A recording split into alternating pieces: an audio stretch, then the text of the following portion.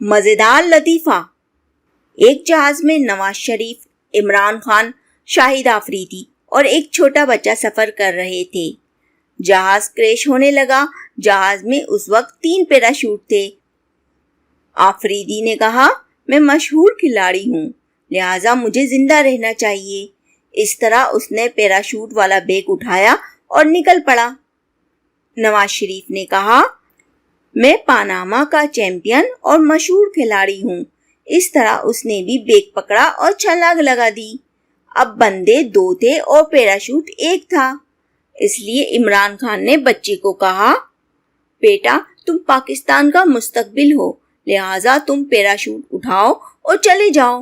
بچے نے مسکرا کر کہا، عمران خان انکل، ہمارے ساتھ 2 پیراشوٹ ہیں۔ نواز شریف انکل میرے اسکول کا بیگ لے گئے ہیں۔